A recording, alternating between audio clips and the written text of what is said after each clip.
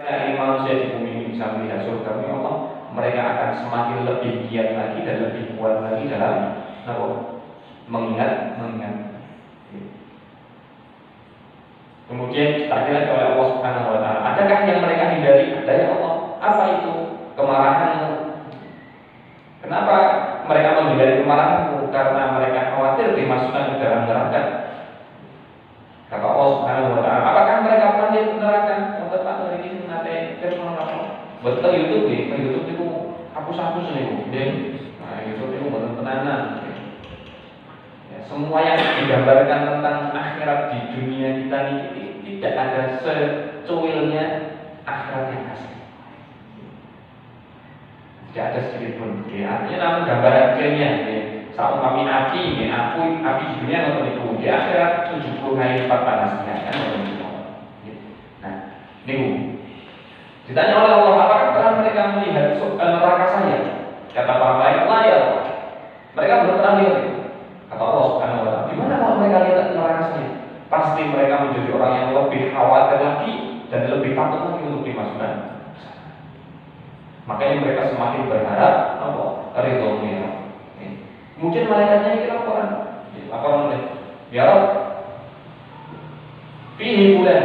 Ya, di majelis itu ada fulan, ada orang yang ngapunten tidak niat ikut majelis awalnya. Namun saat kami lewat, kemudian lembur mawon, kemudian pun ikut mendengarkan sebentar, kemudian dia pergi lagi.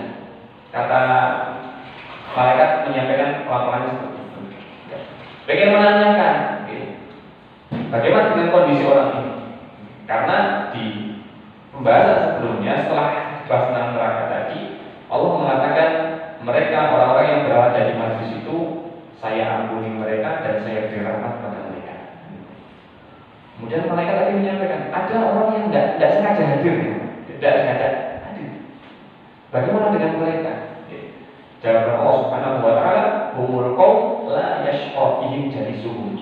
Mereka orang-orang yang ikut dalam majelis ilmu atau majelis zikir adalah orang-orang yang siapapun yang duduk dengan mereka tidak akan memberikan madarat kepada orang yang datang. Artinya dengan duduknya orang-orang di majelis ilmu yang sudah mereka dirahmati oleh Allah Subhanahu Wa Taala, kok ada orang ikut, mereka juga ikutan bahasan kecipratan rahmat. Namun lewat nomoles yang memang sengaja diniatin untuk hadir. Masya Allah. Makanya pun sekali lagi ini bentuk syukur kita kepada Allah Subhanahu Wa Taala kita hadir memiliki. Ini adalah salah satu bagian dari kita mengharapkan rahmat Allah Subhanahu Wa Taala dan ini sebagaimana Rasul menyampaikan raudhatun min riyadil jannah. Majelis ilmu itu salah satu taman dari taman-taman surga. Dinamakan taman itu pastinya menyenangkan.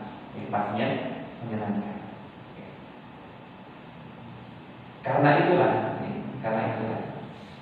taman surga yang ada di dunia ini.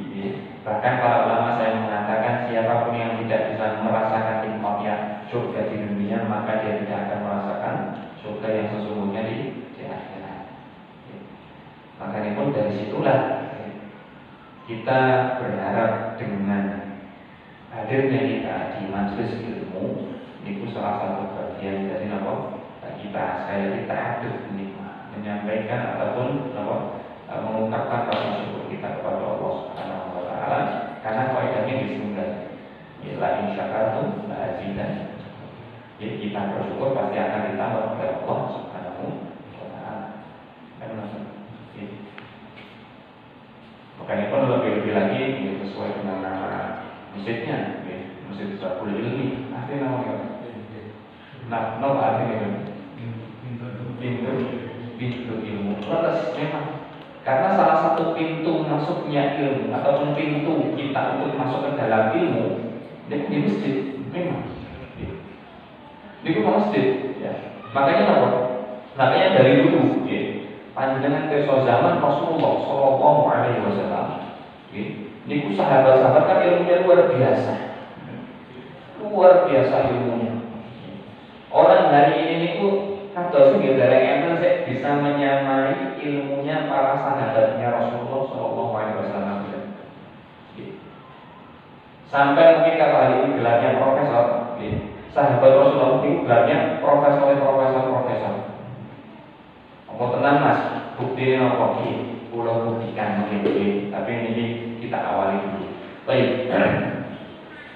Jadi karena kebutuhan kita, Imam Ibnu Taimiyah rahimahullah taala menyampaikan kebutuhan kita, nahnu bi'ilmi ila ilmi ahwaj min at-ta'am.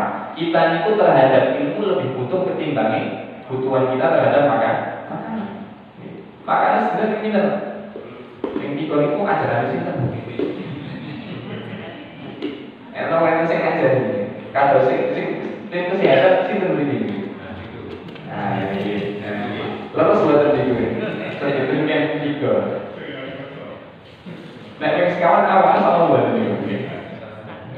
Baik, artinya kebutuhan manusia terhadap makanan itu apa gitu? Ya, kalau lapar baru makan, kan normal seperti itu. Tapi kebutuhan seseorang terhadap ilmu itu setiap waktu. Nah, bukan kita mau makan saja, ini butuh ilmu. Kenapa? Karena orang Islam itu makan butuh ilmu. Napa ilmu ini pun mas? Ilmu ini pun adalah seperti yang diajarkan oleh Rasulullah Shallallahu Alaihi Wasallam. Wonten hadis pun, sahabat-sahabat muda yang diajari oleh Rasulullah. Diriwayatkan oleh Imam Bukhari di kitab Sahihnya. Napa? Rasulullah itu mengajari anak-anak kecil itu dengan mengatakan ya gulam samillah. Wahai nak, kalau makan ucapkan bismillah. Kita ada ilmunya. Wakul biyaminik dan makanlah dengan tangan kananmu. Nah, ini anak kecil yang sudah diajar Rasulullah saat itu hadisnya. Wakul mimma yali dan makanlah apa yang ada di hadapanmu terlebih dahulu. Ini Rasulullah mengajarkan aku yang luar biasa. Mengucap bismillah pakai tangan kanan kemudian apa yang ada di kita dulu. Ini mau makan ada ilmunya. Ngapunten mau mandi ada ilmunya, enten masuk kamar mandi dengan kaki nomor dulu ada doanya, keluar pun ada. Di dalam kamar mandi saat mandi besar ada ilmunya kembali. Makanya pun Salman Al-Farisi, seorang sahabat asal Persia itu, dulu dia pernah diejek oleh orang-orang Yahudi. Niatnya orang-orang Yahudi itu mau mengajak Salman dengan mengatakan, ya Salman, qad 'allamakum nabiyyukum aw sahibukum kulla syai'. Kayaknya nabimu kok apa-apa diajarke. Niat mereka mau merendahkan Salman, merendahkan Rasulullah. Tapi dibalas oleh Salman dengan bahasa yang sangat indah sekali dengan mengatakan, "Na'am, ya betul, Nabi kami mengajarkan kepada kami semuanya hatta khira'ah." Sampai di tahap al-khira'ah, namun dari khira'ah itu cebok. Sampai di bab cebok saja, Nabi kami ngajari. Mulai bab yang lebih besar daripada itu pasti diajarkan oleh Nabi kami. Dalam Islam itu semua ada ilmunya. Maka itu mau berkata Ibnu Taimiyah, bahwasanya kebutuhan kita terhadap ilmu itu lebih tinggi daripada kebutuhan kita terhadap. Nanti soal makan mas, buat tempat niku, ya berarti soal makannya buku mas buat juga. Ya artinya ada tempatnya masing-masing. Maka pun ilmu yang mau tidak mau harus kita ketahui, terutama ada yang namanya ilmu minatin yudhurullah, ilmu yang memang seorang yang muslim itu harus tahu. Kata contoh sholat itu wajib dong. Di sing imam sing liya kan betul. Sholat itu wajib. Baik, saat ini berarti kita kalau dikatakan wajib. Kalau dalam poin usul fikih itu dikatakan ma la yatimu illa bi ma la yatimu wajib illa bi wajib. Apa saja yang suatu yang wajib yang tidak akan sempurna kalau tidak didatangkan dengan wasilahnya perantaranya, maka perantara ini menjadi wajib juga. Contoh sholat itu kan hukumnya wajib. Seumpama seorang yang sholat itu ajeng sholat dalam kondisi hadas ataupun punya tidak suci, tidak suci. Asal betul sholat. ketika itu nanti dia butuh ya suatu yang akan menjadi perantara untuk sholatnya itu apa ya berarti wudu. Seketika itu wudu juga umumnya ikut wajib. Ikut wajib. Ya. Makanya penyampaian sebetulnya ya, orang nikah itu juga harus mengetahui tentang hukum-hukum pernikahan. Harusnya itu. Sehingga ketika nanti sudah menikah, suami istri tahu hak istri, tahu hak suami masing-masing mengetahui haknya dan kewajibannya. Kalau sudah masing-masing tahu kewajiban dan haknya, itu perjalanan kemana dari itu kan terus rumah tangga Rasulullah Shallallahu Alaihi Wasallam. Rasulullah itu menghentikan apa? Khairukum li ahli wa ana khairukum li ahli. Sebaik-baik kalian adalah yang paling terbaik terhadap keluarganya. Jadi ini kita sedang ini duduk bareng-bareng ini paling terbaik dan yang terbaik pada keluarganya. Tapi aku versi yang aku terbaik. Nah, baru sakit atau niku, ngaku sedang. Tanyakan di sini ke pasangannya. Bu, perlu sama saya. Nah, itu jawabannya kan begini. Ibu ini jujur. Ya mungkin ibu kita tahu kali bapak belum saya. Kalau sudah mulai kaidah itu. Nah, berarti untuk menjadi baik seperti Rasulullah dan keluarganya ada ilmu lagi. Makanya masya Allah, ilmu yang harus dipelajari ini banyak dan sumber ilmu itu kan memang datangnya dari Al-Quran. Itu Al-Quran sudah. Yang kedua sumber ilmu itu datang dari hadis Rasulullah Sallallahu Alaihi Wasallam. Makanya pun kalau ditanyakan Mas, aku pengen pakai ilmu nih, caranya niki tempuh ilmu ini ditanam gitu. Orang itu pengen punya banyak ilmu. Karena dengan ilmu itu, bahkan ada pepatah Arab mengatakan hayatul fata bila ilmi wa tuqa, kehidupan seorang pemuda. Niki adalah dengan ilmu dan ketakwaan. Kalau dua hal ini tidak ada pada seorang pemuda, kata pepatah Arab ini, maka beralaihi arba'ati wa faqih. Maka takbirkanlah 4 kali untuk pemuda ini karena sesungguhnya dia sudah mati. Itu ilmu dan takwa, insyaallah. Kalau ilmu takwa jalan sedang itu kan harus orang-orang soleh dulu, buat ternyata orang-orang yang mungkin laporan orang-orang soleh dulu ini laporan tahunan ini harusnya benar-benar ya. Karena laporan misalnya ada ilmu dan ada ketakwaan. Kalau lebih lagi mau Pak ayat yang saya bacakan di awal dan mungkin panjenengan sudah mengetahuinya ya fa'ilah alladziina aamanu minkum walladziina utul ilma. Allah itu mengangkat derajat orang yang beriman. Jadi orang beriman cukup modal gadah iman, niku Allah angkat derajatnya pun. Tapi kalau pengen derajatnya lebih naik lagi, iman Rasulullah gadah ilmu. Ini akan diangkat oleh Allah Subhanahu wa Ta'ala. Makanya pun keilmuan yang harus kita miliki pun harus kita pastikan sumbernya, harus kita pastikan kejelasannya dari mana. Itu penting sekali. Makanya pun kalau misalnya ini kemarin itu ini Pak materinya ada menurut ilmu nanti, ada menurut ilmu itu insya Allah itu panjenengan saja ini mempraktekkan ada menurut ilmu lah. Karena salah satu adab menurut ilmu itu nopo mau duduk mendengarkan. Mau duduk mendengarkan. Kados kula ini nggak bos ini gambil Pak. Gambil. Tapi untuk kados panjenengan duduk mendengarkan, mau mulai mendengarkan kula saya lebih mudah daripada panjenengan. Kula kan lagi gitu iki Pak. Jarang kita 3 bulan ini, baru 29 saya ini. Ini kok untuk mendengarkan yang jauh lebih mudah. Ini kok salah satu adab yang luar biasa. Bahkan sampai para ulama mengatakan ini bahwa belum dikatakan orang tersebut alim berilmu sampai dia mau belajar dari orang yang lebih tinggi daripada dia, entah lebih tinggi dari ilmunya ataupun dari umurnya, atau dia belajar dari orang yang sepadan dengan dia, entah ilmu ataupun umurnya, atau yang lebih hebat lagi ketika dia mau belajar kepada orang yang mungkin jauh di bawah dia, entah ilmu entah itu. Makanya kalau mau dibahas ada teori lupa dengan praktek sekarang ini, masya Allah. Alhamdulillah. Nah, kenapa nomor penting itu Mas ada menurut ini penting sangat.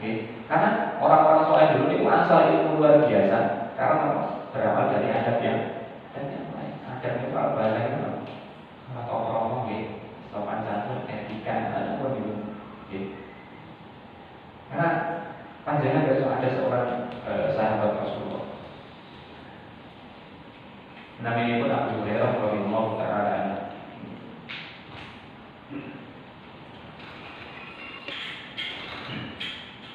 Aku tadi berbicara kok.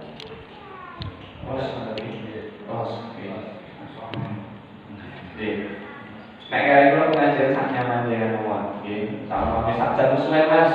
Kowe pun ngaji kok dhewe. Nggih mboten apa-apa gak sampeyan panjenengan datang napa 5 menit mawon nggih. Kula mulai terus setengah 8, terus saya mati setengah 9 panjenengan datang jam 8.25. Mboten apa-apa nggih. Paling kula rasane iki pemain sing bagian endi ta yo. Lebih repot atau mergayane nggih mboten. Baik.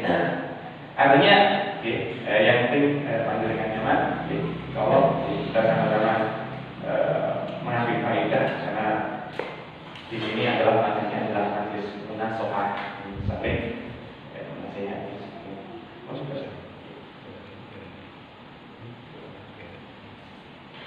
Baik. Tapi sebelumnya kalau kita belajar adab, karena gua ingin menunjukkan bahwasanya dengan adab yang baik ini ilmu itu bisa dapat sangat banyak sekali, sangat banyak sekali. Contoh yang paling jelas, sahabat namanya itu Abu Hurairah. Nama aslinya Abdurrahman bin Sakhr ad-Dawsi al-Yamani. Asalnya dari Yaman, meninggal di tahun 57 Hijriah. Saat ini tahun itu 1456 Hijriah. Niki, subhanallah, beliau Abu Hurairah radhiyallahu anhu. Niki hidup bersama Rasulullah berapa tahun? Namun 4 tahun. Hidup bersama Rasulullah 4 tahun. Tapi di mana-mana, terutama orang-orang yang belajar hadis, niku pasti kenal dengan nama ini. Kenapa? Karena Abu Hurairah itu meriwayatkan hadis sangat banyak sekali, jumlahnya itu Mas, jumlahnya 5.743 hadis. Pondok ibu kan usulan kok. Santri itu ngapalin hadis ini, Pak. Ini kumpulan kuliahan ngapalkan hadis. Syarat itu sudah selesai 30 juz dulu, nanti baru setelah itu ngapal hadis. Ini pun 3 tahun programnya. Ini pun hafal hadis namun 3.000 hadis. 3.000 hadis. Yang berminat monggo, betul orang persilahkan.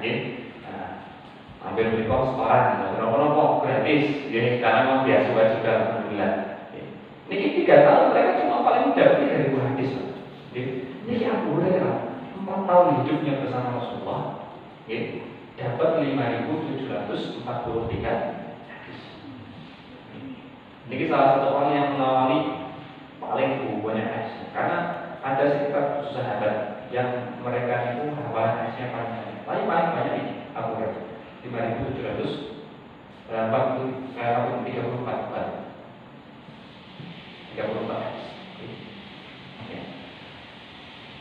Kalau ulama-ulama salafnya lebih banyak ulama. Wonten namanya pun Imam Ahmad bin Hanbal, Imam Ahmad bin Hanbal. Kalau bahasa riwayatnya tentang kitab Tadhkiratul Rufaat disebutkan bahwasanya Imam Ahmad itu hafal alfi haditsin. Kita itu 1 juta hadis. 1 juta hadis ini Pak. Niki daris sedina sepindah. Siapa? Kudune kita iki daris sedina ping 3 nggih. Sing kalih memilih sing santene kalih sing mriku sing gede-gede kok nggih. Betulnya kita awalan 3 juta hadis. Insya Allah Mas aku S2 Mas, S2 supaya leren, supaya mulai ben anak tutuku sing pinter Tapi betul apa? Aku dan umur niku namung angka. Iki napa? Ulo Pak ini datanya, ada namanya ulama dari Madinah namanya Ibnu Syihab Az-Zuhri. Ibnu Syihab Az-Zuhri. Ini nama pendeknya. Nama aslinya Muhammad bin Muslim bin Ubaidillah bin Abdillah bin Syihab bin Harith Az-Zuhri. Ini meninggal di tahun 125 Hijriah. Ini terkenal sebagai ulamanya ahli Madinah, ulamanya kota Madinah. Niki dulu ketika kecil, niki diajari Quran oleh gurunya yang namanya Soleh bin Kaisan. Namanya orang dulu niku pendek-pendek. Namanya satu suku katanya. Dan seringnya itu nanti nyambung sama nama kakeknya hampir sama biasa. Enten namanya pun ulama hadis, namanya pun Ishaq bin Muhammad bin Ishaq bin Muhammad bin Ishaq. Kami lebih ngapalin itu. Nah, itu sampai mbahnya kelima siapa itu? Nah, saat itu pertanyaannya jadinya itu mbah yang kelima. Itu apa nih? Cangga. Cinta banget itu. Karena mungkin kita terlalu panjang juga namanya. Ini mulai anak gen, milenial. Nah, alpha milenial sudah sempur itu Singapura. Dan itu sebenarnya orang ini kakak itu tereksip gitu. Baik, nih dulu Ibnu Syihab ini belajar kepada Soleh bin Kaisan, belajar Al-Quran. Rangkul Al-Quran, Ibnu Syihab ini keliling dunia mencari hadis. Puluhan tahun, dalam riwayat sampai 20-an tahun dia keluar kota Madinah, keliling cari hadis. Pulang ke kota Madinah dapat hadis ribuan. Nah, sedangkan gurunya Soleh bin Kaisan ini dia bertahan di Madinah. Kenapa? Karena dia sebagai pengajar Al-Quran. Pun ada guru kan di Madinah. Makanya tidak sempat untuk keluar. Ketika Ibnu Syihab Sanglit pulang, kemudian Soleh bin Kaisan akhirnya karena beliau fokus di Al-Quran, belum punya ilmu tentang hadis. Ibnu Syihab yang 20-an tahun keluar untuk mencari hadis, akhirnya sang guru dulu belajar kepada sang murid. Soleh bin Kaisan kemudian mengambil hadis atau belajar hadis kepada Ibnu Syihab Az-Zuhri, mulai menghafal hadis juga. Panjenengan besok para ulama mengatakan kapan dan umur berapa Soleh bin Kaisan mulai menghafal hadis? Umur 90 tahun. Enten 90 tahun ya. 90 tahun baru mulai hafal hadis dan hafalannya itu ribuan hadis sudah. Masya Allah. Makanya pun aku Anda bahasanya nopo umur itu nang mau. Umur itu nopo panjenengan 3 tahun, 50 tahun, sing semangatnya 17 tahun. Iku intine orang nonton itu. Baik. Enter oleh orang yang semangat luar biasa mencari ilmu.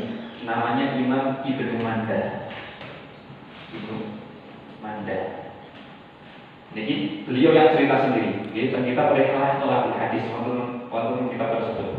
Beliau menceritakan bahwasanya saya itu keluar dari negeri saya Asbahan, itu ketika umur 20 tahun. Saya pulang ke kota saya Asbahan dengan membawa sekitar 40 unta, semuanya di punggungnya ada kitab.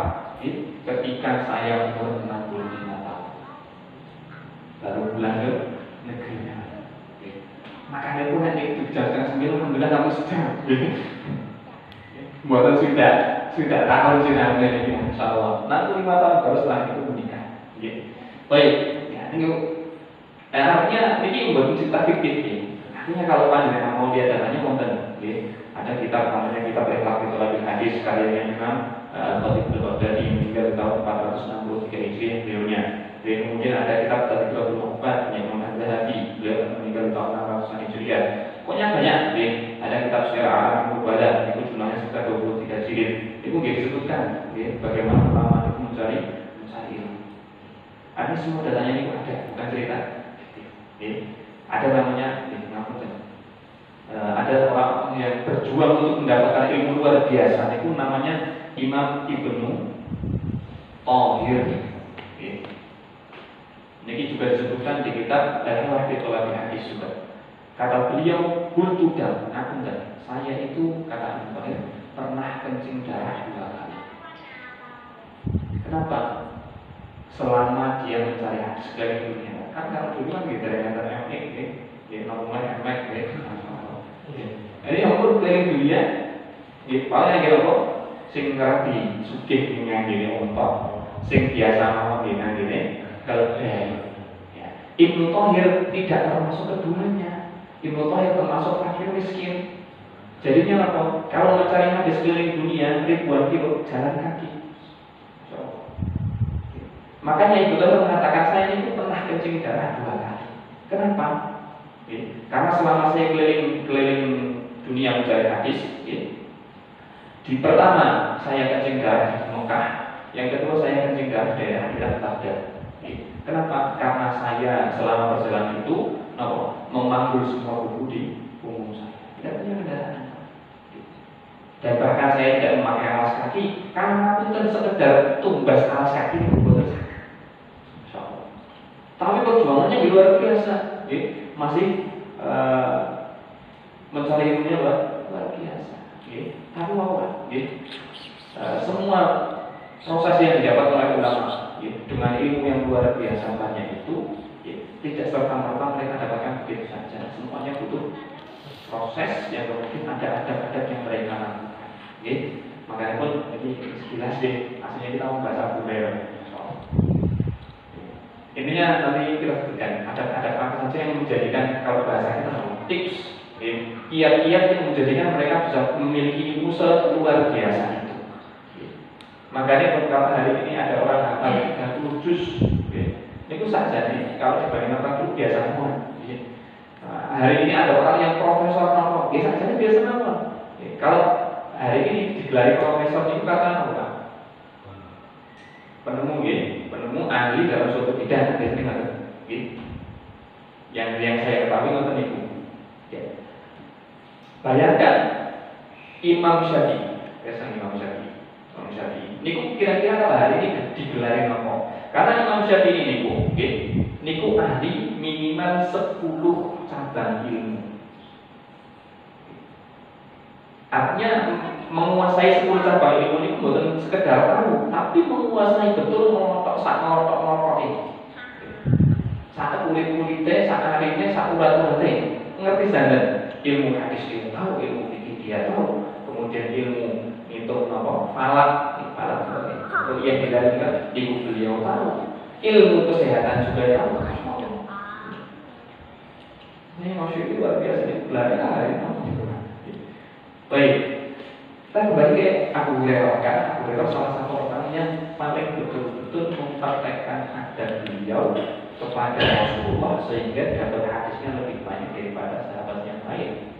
Bahkan lebih banyak dari sekelas sahabat Abu Bakar. Saat ini pertanyaan itu, Abu Bakar kali Abu Hurairah lebih lama sinten bersahabat dengan Nabi? Abu Bakar sejak awal Islam ini sampai Rasulullah meninggal, menangani berarti kira-kira 23 tahun. Abu Hurairah belajar kepada Rasulullah, ketemu Rasulullah 4 tahun. Tapi kalau panjenengan besok tanggih kitab namanya itu Musnad Imam Ahmad. Musnad Imam Ahmad. Kitab hadis karyanya Imam Ahmad bin Hanbal. Niki hadis itu sekitar 28.000 hadis. Sekitar 52 jilid. 52 jilid.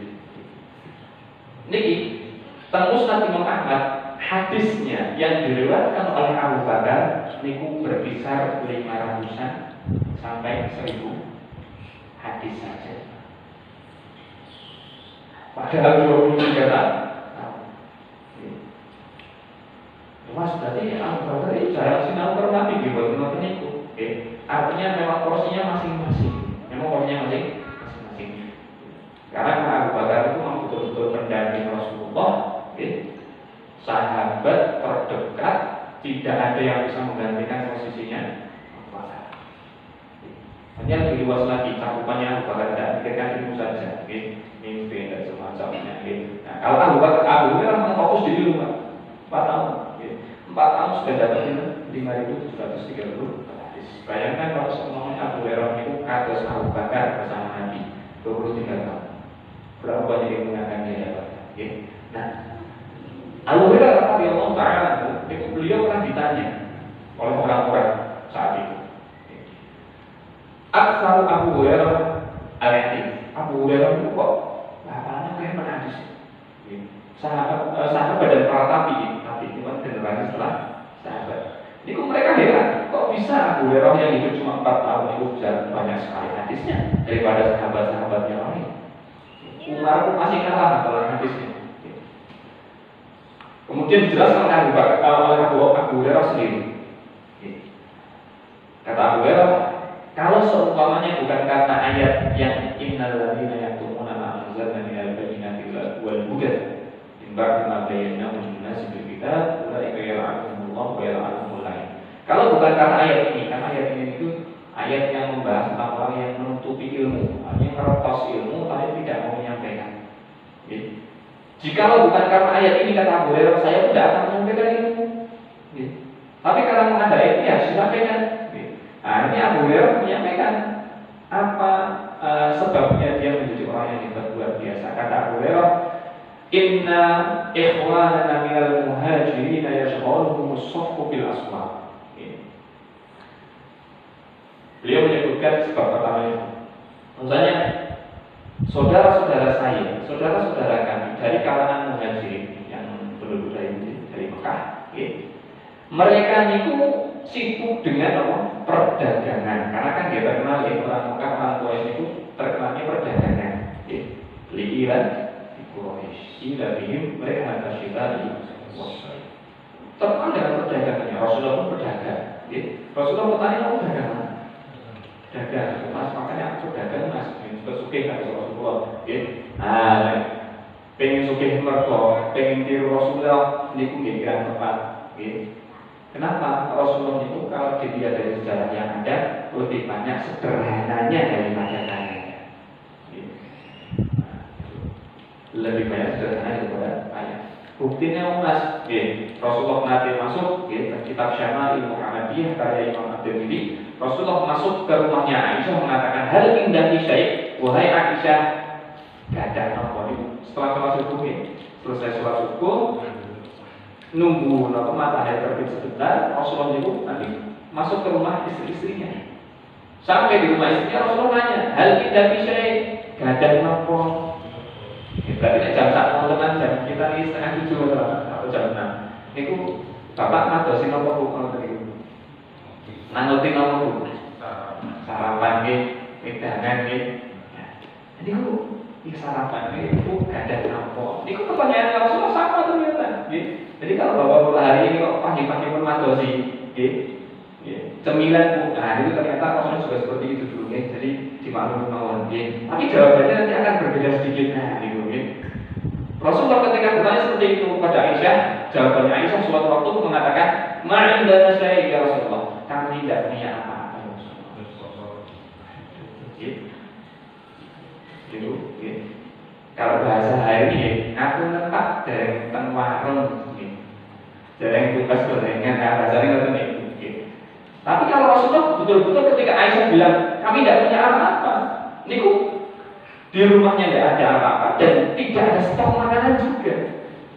Nah, kalau kita kan ngaku pak dari gorengannya, ada orang lemari itu sehari itu roti sapi, saya enak sampai.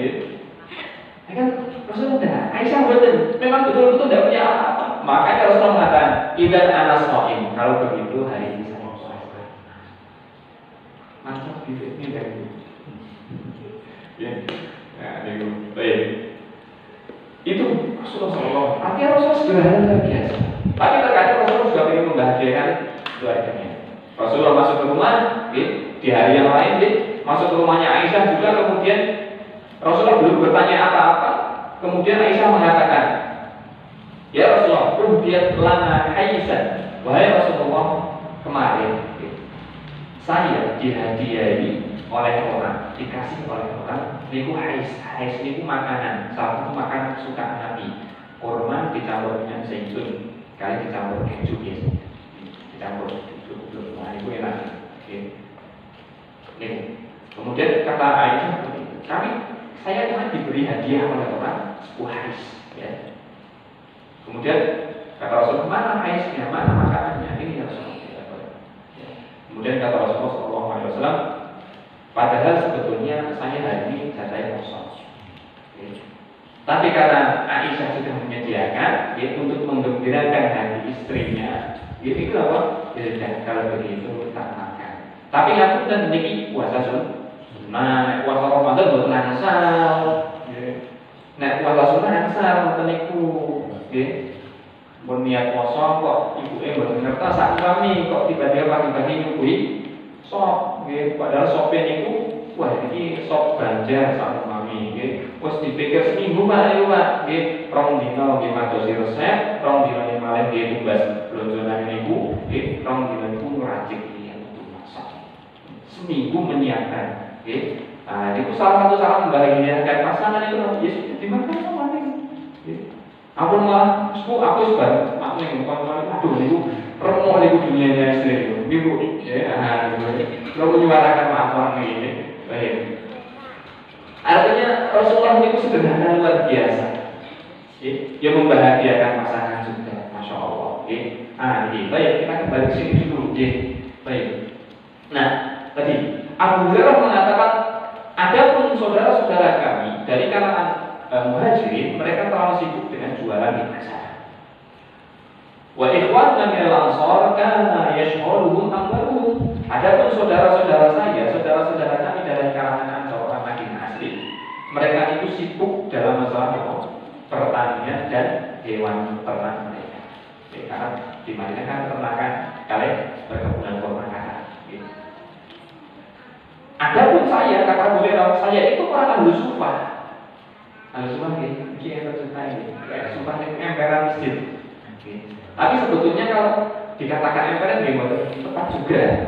Bagian belakang masjid itu tepatnya. Karena gambaran masjid Nabawi dulu ini sedikit gambaran. Ini kiblat ya, kiblat yang ini. Ini masjidnya lalu pulang atau ini. Kemudian apa? Di bagian depan ini diparingi atap, diparingi atap. Di bagian belakang negeri ini diparingi atap. Tengahnya itu mas blok. Ini bukan buatan ini, buatan ini. Tapi zaman Rasulullah tadi, zaman Masjid Nabawi pertama kali dibangun depan bagian depan ini ada atap, bagian belakang juga ada atap. Nah, ini di bagian belakang ini yang digunakan oleh orang-orang ahli sufah. Nah, ini pun supaya serambi lah, serambi masjid. Nah, mungkin itu bisa dikatakan serambi. Mereka orang-orang ahli sufah, itu orang-orang yang tidak punya rumah. Jadi mereka tinggalnya di masjid. Artinya mereka sangat fakir.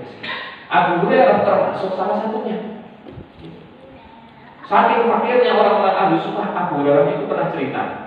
Saya itu pernah tergeletak di samping mimbarnya Rasulullah, dan orang-orang mengira itu saya sedang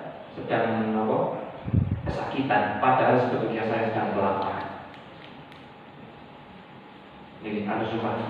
Kata Abu Hurairah, adapun saya, karena saya ahli sufah, saya tidak punya kesibukan untuk mengurusi harta di pasar, tidak punya data untuk mengurusi di mana, di kebun. Sehingga apa? Wa ana alzamu Nabi sallallahu alaihi wasallam bi syib'i batni. Sehingga saya bisa memulazamai Rasulullah ketika perut saya kenyang. Orang itu ngapunten. Kalau pas kenyang itu cenderungin apa? Kalau mau belajar itu tadi apa? Sing nate santri mesti pun ngerti pasangan itu. Nek bar malam niku pengen ngapake wah kayak gini. Wah, keterangan ibu niku nggih. Tapi nek perut kosong niku cenderung lebih mudah. Cenderung lebih mudah. Sama tangan gesek itu pondok.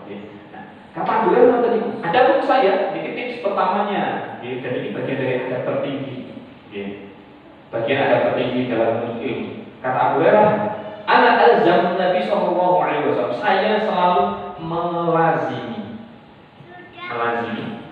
Nabi sallallahu alaihi wasallam. Melazimi itu apa? Membersamai Nabi. Nabi teng pundi itu bahasa kita hari dikintili terus. Jadi ketika Rasulullah berhenti di mana, kemudian ada orang ngobrol, ada hadis, dia dengar, dia dapatkan, otomatis dapat ilmu. Yang sahabat lain yang tidak ada, tidak ada. Mulazamah, memulazamai Nabi Sallallahu Alaihi Wasallam. Melazimi. Makanya itu setelah itu generasi berikutnya itu dalam masalah melazimi gurunya itu luar biasa. Imam Syafi'i terkenal sekali. Beliau belajar kepada gurunya namanya Imam Malik bin Anas. Asalnya dari kota Madinah. Imam Syafi'i melazimi Imam Malik. Imam Malik belajar kepada Imam Malik itu kalau baca kita itu sak matinya Imam Malik. Imam Syafi'i baru pergi dari kota Madinah, keluar dari kota Madinah ketika Imam Malik meninggal. Para ulama mengatakan kurang lebih sekitar 10 sampai 15 tahun Imam Syafi'i belajar kepada Imam. Tak pergi sama sekali. Tak pergi sama sekali. Bahkan ada yang saking luar biasanya melazimi itu sampai hafal kegiatan gurunya. Nah, itu termasuk salah satu bagian yang tertinggi. Karena aku kita kan sering mendengar bahwasanya pahala yang tidak terputus itu salah satunya ilmu yang bermanfaat. Ternyata salah satu bagian dari ilmu yang bermanfaat itu apa? Orang memiliki ilmu bermanfaat adalah adab yang baik. Karena kalau nanti diceritai oleh guru kami namanya Syekh Abdullah, beliau asalnya orang Somalia. Dulu beliau menyampaikan bahwasanya saya itu, cerita beliau sendiri, saya itu termasuk murid-murid dari guru saya yang tidak sepintar teman-teman saya yang lain. Saya dibanding teman-teman saya yang lain itu bahasanya aku itu bodoh dewi. Masya Allah. Teman saya menghafal, saya tidak bisa menghafal dan masuk.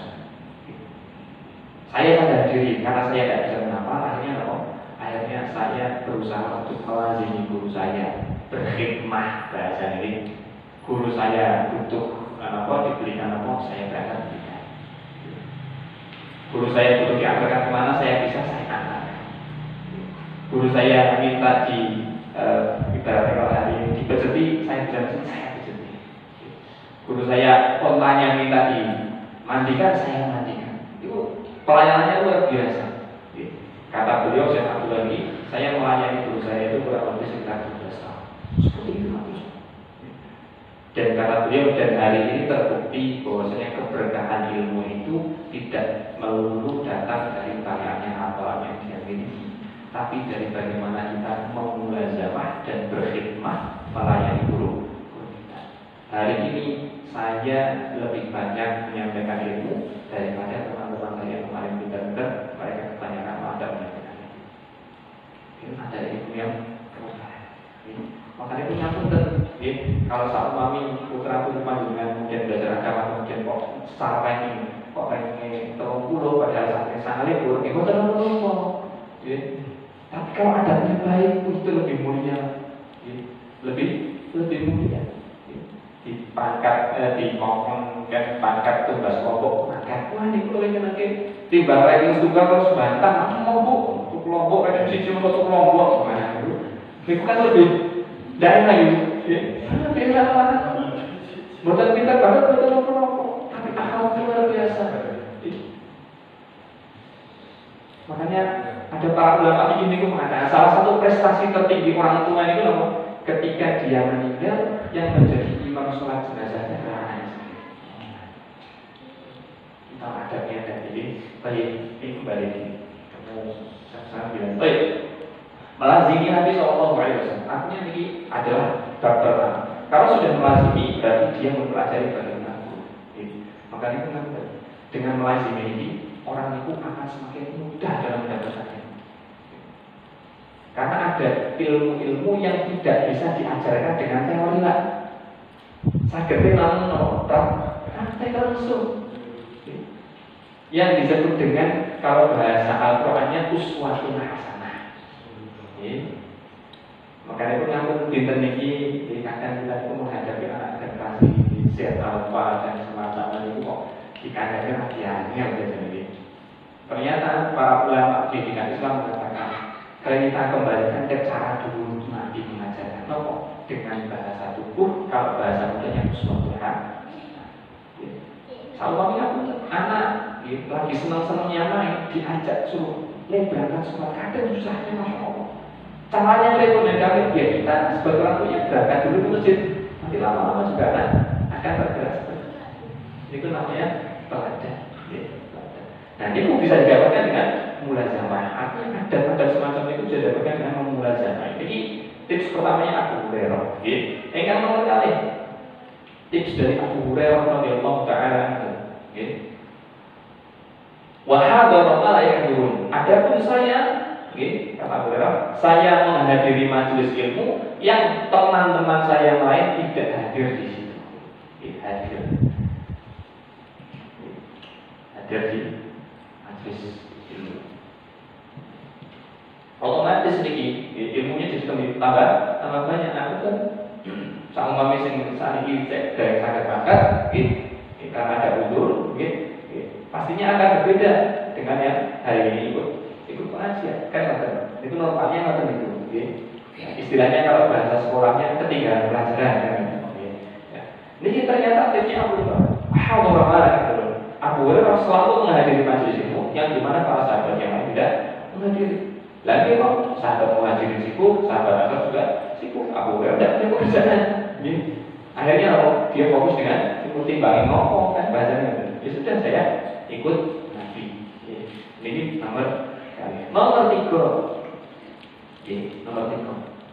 Nomor wahafi bahwa la yahtadun. Menghafal apa yang didapat. Jadi setelah melazimi guru, ibaratnya menghadiri majelisnya ilmunya si guru, kemudian baru menghafal ilmu yang sudah didapat. Kata swawat, Ibnu Syihab, Nabi itu cinta nolak, sama siapa Alhamdulillah. Ya, intinya jadinya Ibnu Syihab lah, semata itu aman, namanya Muhammad bin Syihab Az-Zuhri. Nah, lebih terkenal mantan itu. Kalau manasnya kan panjang. Baik, ini artinya Abu Hurairah dapat hadis sebanyak ini kan menghafal apa yang dia dapatkan. Karena Nabi kan sami-sami mengaji guru, sami-sami menghadiri majelis ilmu. Tugi beliau belum diulangi ilmunya. Inilah beda dengan yang ketiga, mempraktekkan tiga-tiganya. Tugi beliau diulangi ilmunya. Otomatis ilmunya beda.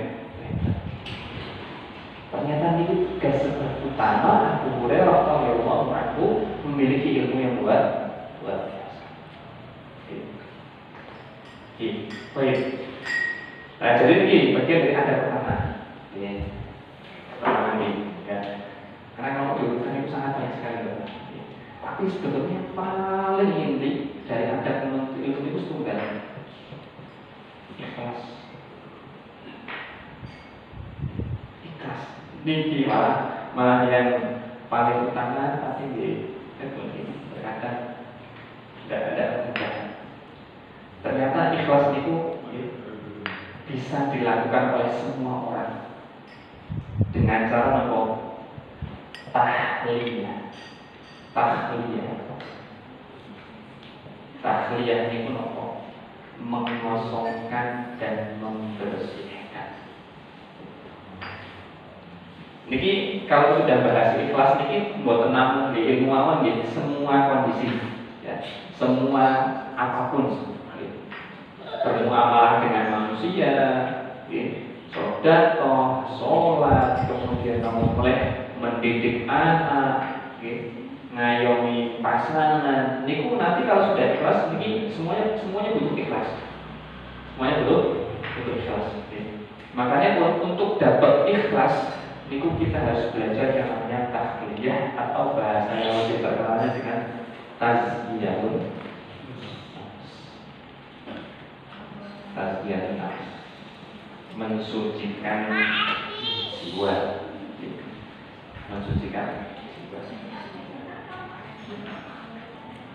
karena ibarat apa ini?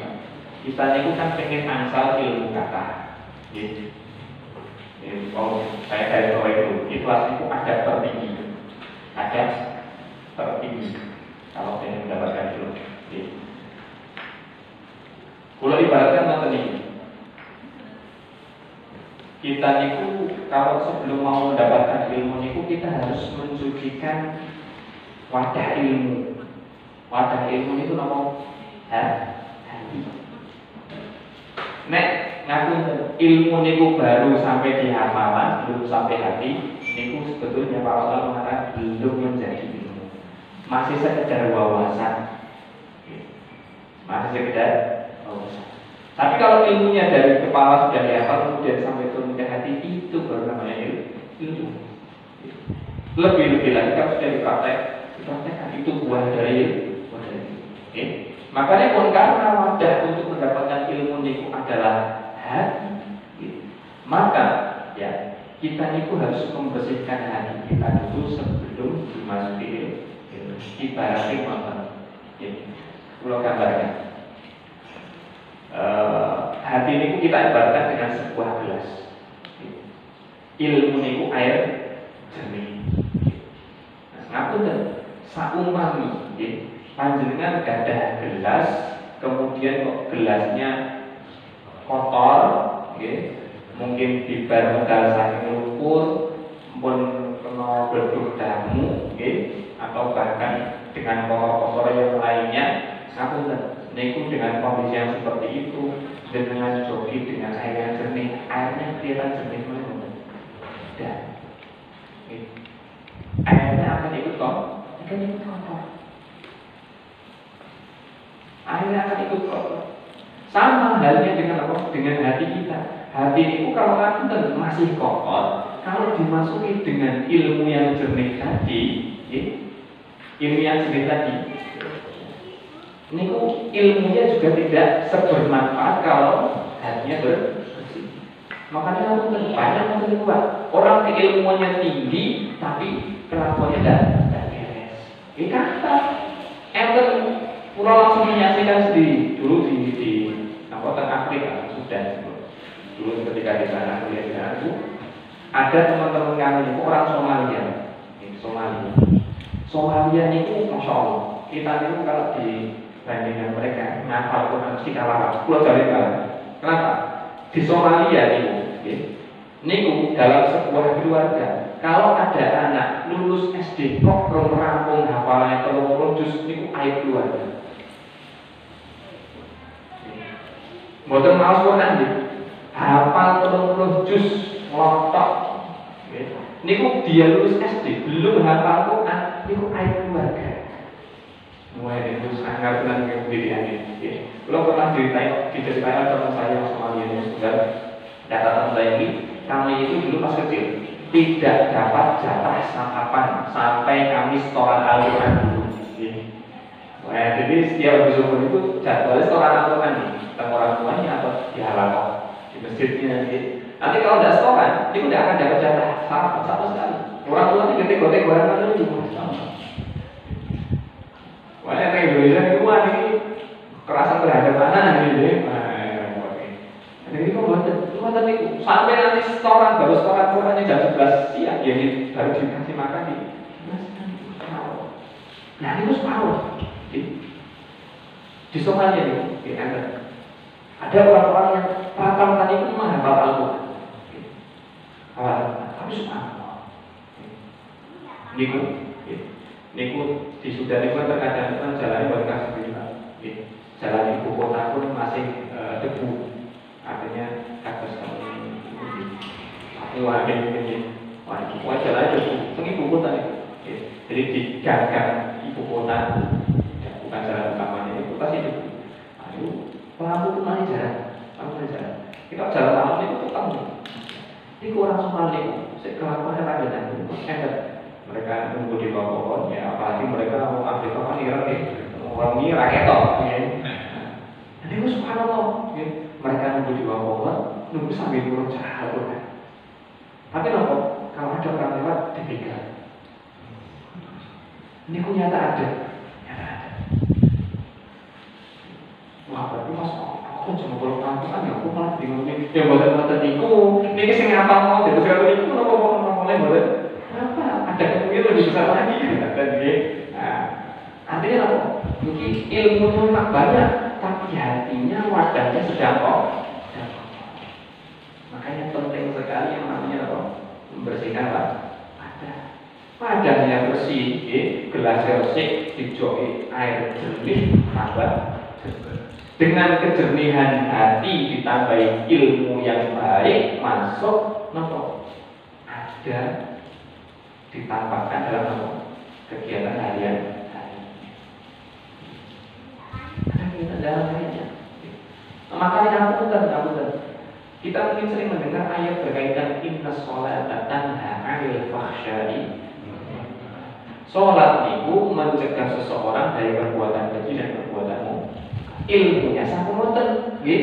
Sholat itu mencegah dari perbuatan keji dan munkar. Tapi yang ngoten bisa jadi hatinya masih belum bersih, wadahnya belum bersih. Sehingga ilmunya memang masuk, diamalkan sholatnya. Tapi karena hatinya belum bersih, belum selaras dengan ilmunya, sehingga apa? Ya sholat tapi korupsi oke.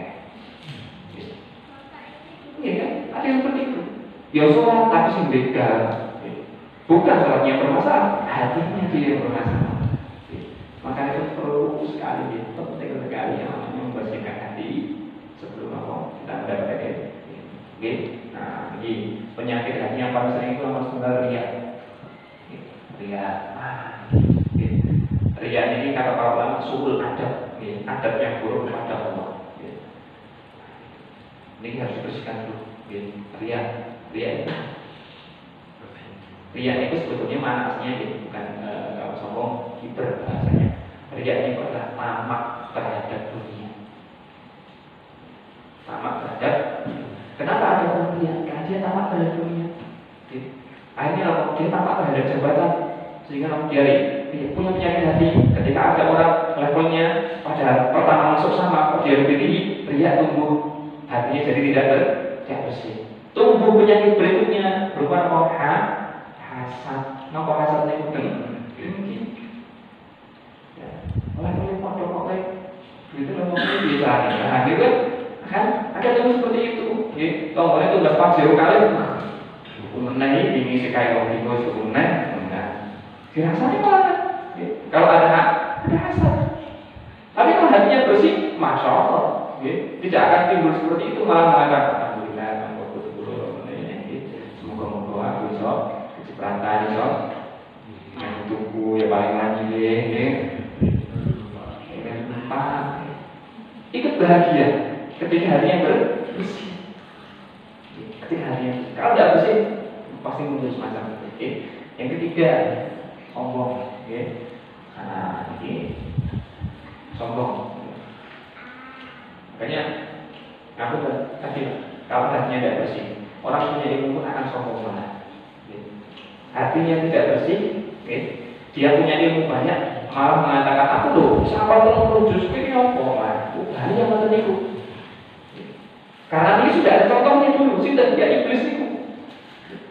Iblis mengatakan, anak khairun minhu, khalaqtani min nar wa khalaqtahu min tin. Ya Allah, saya itu lebih baik dari Adam. Engkau ciptakan aku dari api, engkau ciptakan aku dari tanah. Kok iso dia lebih mulia daripada saya? Karena ada sombong. Nah, ini bahaya ini. Tiga penyakit ini. Setengah 9 ini. Baik. Jadi ini tadi tugas kita. Kalau ingin mendapatkan ilmu yang banyak, maka ini harus menghilangkan tadinya hasad, kemudian sombong. Hasad kemudian riya utama terhadap duniawi. Kalau sombong itu merasa lebih baik daripada orang. Makanya pun ini saya tutup dengan perkataan yang Abdullah bin Abbas. Sahabat Abdullah bin Abbas itu sepupunya Rasulullah. Abdullah bin Abbas bin Abdul Muthalib bin Hashim bin Abdul Manaf bin Husain bin Khalid dan seterusnya. Ini aku mengatakan la yata'allamu al-fitnah. Ada dua model manusia yang tidak pernah bisa punya ilmu ataupun tidak bisa belajar. Dua orang. Ingkang nomor setunggal al-mustahi, orang yang sangat pemalu. Orang yang pemalu itu tidak bisa belajar. Kenapa? Karena sudah tidak tahu, aneh tekok pekiwuh. Tapi bukan berarti ketika tidak tahu ditanyakan kabeh. Ini pun tepat juga. Karena bertanya juga ada adabnya. Artinya saking pemalunya sehingga semua yang dia tidak tahu dia tidak berani nanya. Oke, harus ya. Masa ngomong ini bahaya, itu kan bahaya nih. Akhirnya dia tidak bisa belajar. Terlalu pemalu. Ini nomor 9. Yang nomor 2 yang paling parah, yaitu mustakbir, orang yang sombong.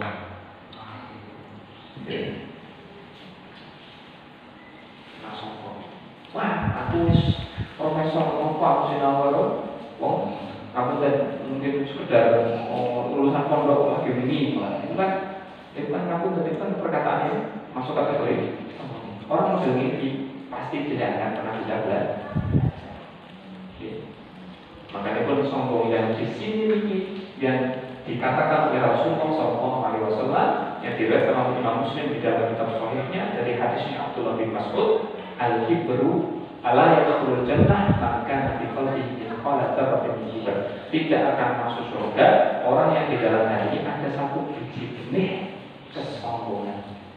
Kata para sahabat, yang seperti apa sombongnya itu ya Rasulullah yang bisa menjadikan kita masuk surga? Kata Rasulullah, al-kibru batarul haqqi wa ya, dia menolak kebenaran yang datang kepada dia dan meremehkan orang. Sudah menolak kebenaran, meremehkan orang. Ini yang menjadi penyebab orang tidak masuk. Lebih lagi, tidak akan bisa dapat diri. Makanya pun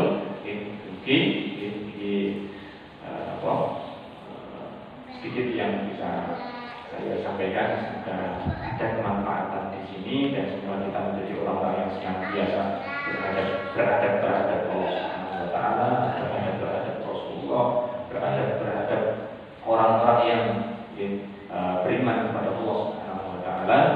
Semoga kita diberikan ilmu yang bermanfaat, ilmu yang berkah dan juga ilmu yang mendatangkan banyak kebaikan di kehidupan dunia kita dan kehidupan akhirat. Maka kan yang bisa saya sampaikan pada kesempatan kali ini, apabila ada salah kata dan perbuatan mohon dimaafkan karena itu datang dari saya pribadi dan dari syaitan.